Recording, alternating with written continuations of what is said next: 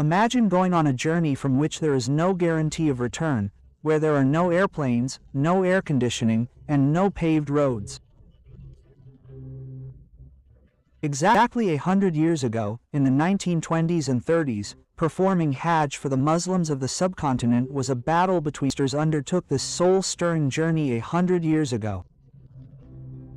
In those days, when someone intended to perform Hajj, a wave of joy would run through the entire village. People would travel for miles to meet them and ask for forgiveness, as everyone knew that this traveler might never return. Pilgrims would reach Karachi by train, which was the largest Hajj center at that time.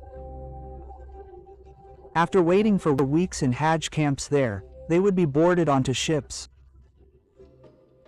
This journey from Karachi to Jeddah was made via large iron ships.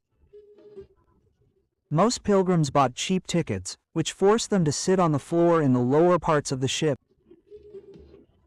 Sea storms, intense heat, a shortage of drinking water, and diseases made this journey extremely difficult. It would take at least 15 to 20 days to reach Jeddah from Karachi. When the ship left Karachi and cut through the waves of the Arabian Sea, the pilgrims' enthusiasm remained high for the first 2 or 3 days. But as soon as the ship entered the deep sea, storms and waves would begin to show their true colors. When the ship rocked up and down at the mercy of the waves, hundreds of pilgrims on the deck would be overcome by seasickness. An atmosphere of vomiting, dizziness, and cries of distress would take over everywhere. Drinking water was extremely limited. Each pilgrim was given 1 or 2 glasses of water per day, with which they had to quench their thirst, perform ablution, and manage their other needs. There were also a few wood-burning stoves on the ships for cooking food, where pilgrims had to stand in line for hours for their turn so they could boil lentils or rice. Due to this intense heat and filth, diseases would often break out on the ship, and if a pilgrim passed away during the journey, their funeral prayer was held, and their body was tied to a heavy stone and surrendered to the merciless waves of the sea. Because there was no arrangement on the ship to keep a corpse. After departing from Karachi, these ships would not go directly to Jeddah, but under British law, they had to anchor at a small island in the Red Sea near the coast of Yemen, which was named Cameron Island. Because in that era, deadly epidemics like cholera, plague, and typhoid were common worldwide, and the British government feared that pilgrims from the subcontinent might spread these diseases in the Hejaz. That is why every ship was stopped at Cameron Island, and all pilgrims were disembarked onto the scorching desert island. This stay on Cameron Island was nothing less than a punishment. Pilgrims were housed in iron and wooden sheds built there, where the temperature would rise above 45 degrees. British doctors and medical staff would examine all the pilgrims, and chemicals like acid or phenol were sprayed on their luggage to kill germs. If even the slightest symptom of fever or cholera was noticed in a single pilgrim, all passengers of the ship would be imprisoned on that island for the next 15 to 20 days. There was a severe shortage of drinking water on this island, and sandstorms were frequent. There were hundreds of such unfortunate pilgrims who left their homes with the intention of reaching Makkah. They even endured the sea voyage from Karachi. But before they could visit the Holy Kaaba, they succumbed to thirst and illness on the burning sands of Cameron Island. These pilgrims were buried in anonymous graves on that very island, whose markers are still present there today. When the fortunate pilgrims who survived the difficult stages of this island boarded the ship again and reached the old port of Jeddah, their joy knew no bounds.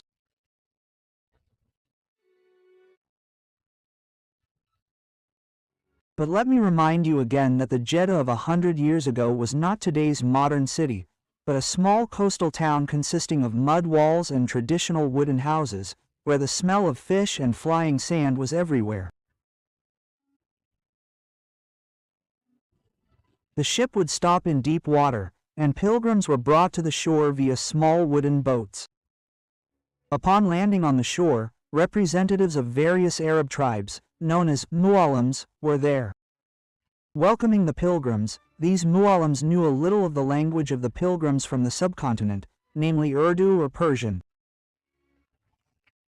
And they would take their passports into their possession to arrange for their stay and departure to Makkah. The distance from Jeddah to Makkah Mukarramah is only 7. There were no vehicles and no shaded places either. In those days, the only way to get from Jeddah to Makkah was by camel caravans. Guides would rent camels for the pilgrims. On the backs of these camels, a structure of 2 basket-like wooden frames was built, which hung on the right and left sides of the camel. 2 pilgrims would sit facing each other in these baskets. If the pilgrim on one side was heavier than the one on the other, the camel's balance would be upset.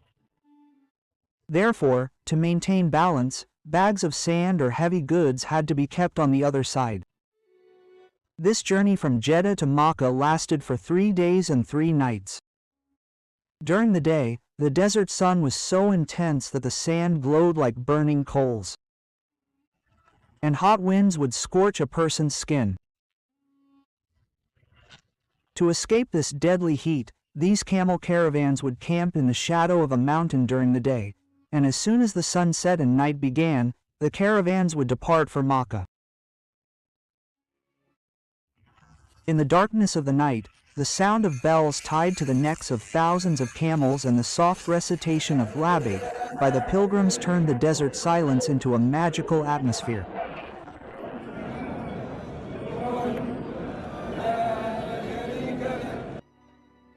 But the biggest and most terrifying threat of this journey was the Bedouin bandits. This was the era when King Abdulaziz al-Saud of Najd had begun to establish his rule over the Hijaz.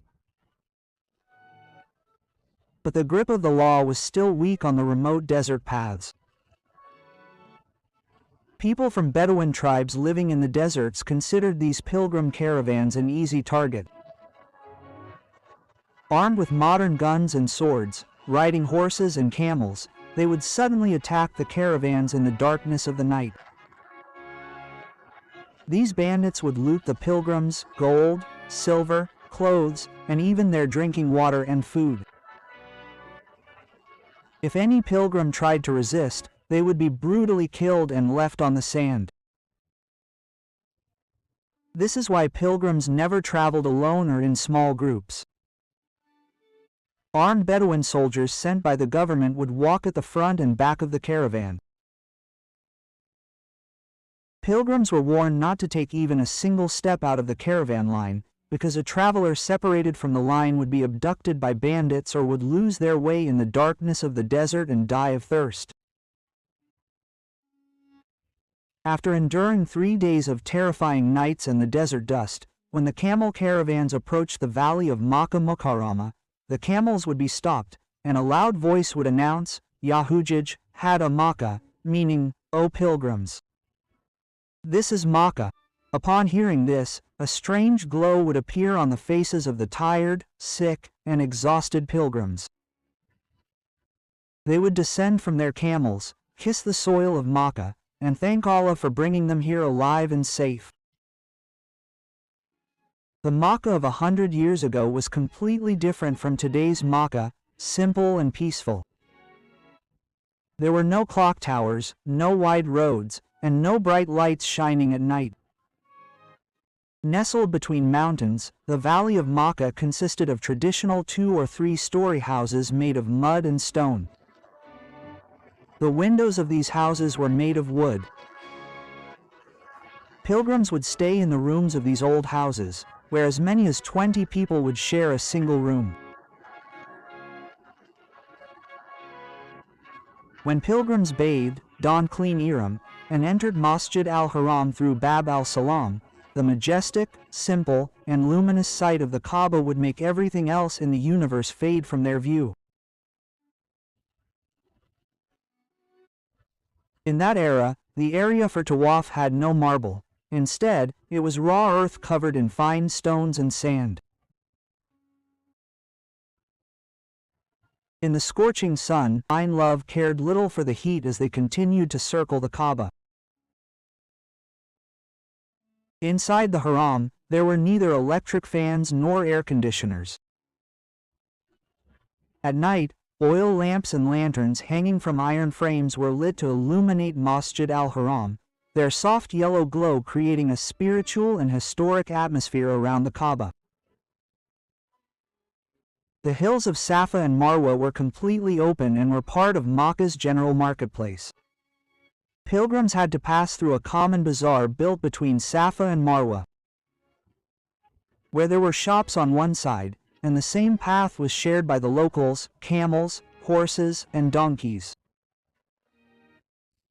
Pilgrims had to complete their 7 rounds amidst this crowd and dust.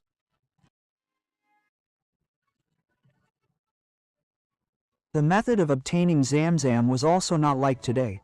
There were no pipes or coolers, but a historic Zamzam well near the Kaaba, where water bearers drew water from the depths using leather buckets and filled Arafat and Muzdalifah, were no less than a difficult expedition. There were no permanent tents or air-conditioned tent cities here. Pilgrims would set up their own small cloth tents on the scorching sand that they brought with them, or they would sleep under the open sky on mats spread out on the ground. Around the Mountain of Mercy in the plains of Arafat, there was only a sea of sand, where pilgrims would stand in the intense heat and pray with tears in their eyes. They spent the night in Muzdalifah on the rocks, and after stoning the devil in Mina, when their Hajj was complete, they considered themselves the luckiest people on earth.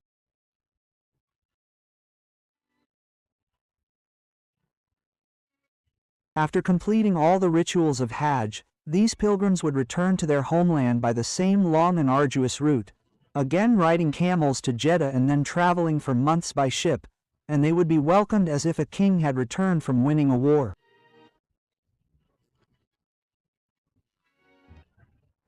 People would kiss their hands, embrace them, and they were given the honorable title of Sahib in their region, which remained a part of their name for life. And the truth is that perhaps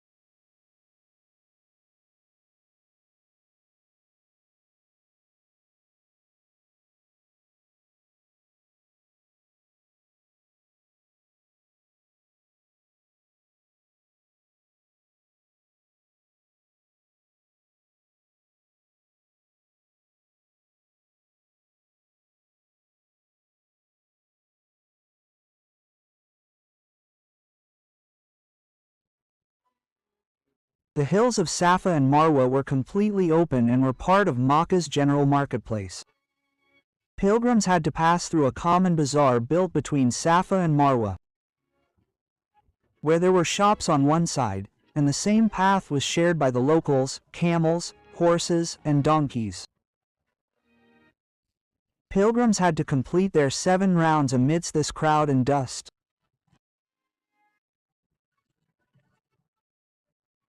The method of obtaining Zamzam was also not like today. There were no pipes or coolers, but a historic Zamzam well near the Kaaba, where water bearers drew water from the depths using leather buckets and filled large clay pots to serve the pilgrims. Yes, that water was not chilled from a fridge, but the healing and blessings within it would wash away months of the pilgrims' fatigue in a single sip. The 5 days of Hajj, the journey to Mina, Arafat, and Muzdalifah, were no less than a difficult expedition. There were no permanent tents or air-conditioned tent cities here. Pilgrims would set up their own small cloth tents on the scorching sand that they brought with them, or they would sleep under the open sky on mats spread out on the ground. Around the Mountain of Mercy in the plains of Arafat, there was only a sea of sand, where pilgrims would stand in the intense heat and pray with tears in their eyes. They spent the night in Muzdalifah on the rocks, and after stoning the devil in Mina, when their Hajj was complete, they considered themselves the luckiest people on earth.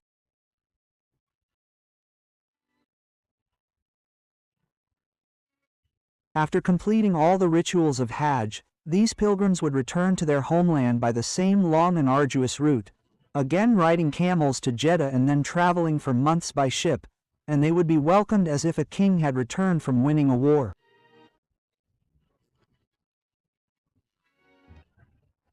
People would kiss their hands, embrace them, and they were given the honorable title of Sahib in their region, which remained a part of their name for life. And the truth is that perhaps these elders were the true recipients of this title because they had earned this honor and respect by enduring months of hardship.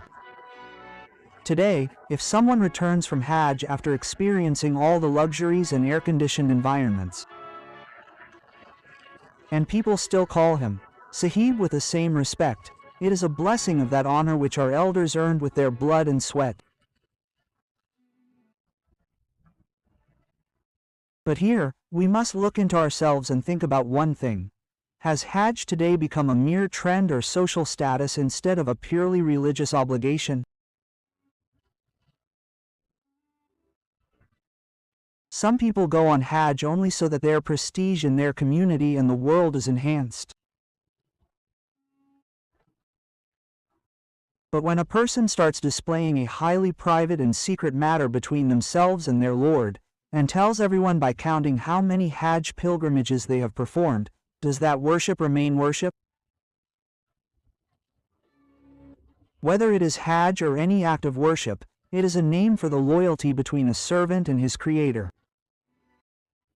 Why do we waste our deeds by displaying this sacred matter in front of others? The only one who gives honor, wealth, and fame is that one Lord. He only desires this much loyalty from his servants. O my servant, whatever you want to ask only from me, because I am the best provider.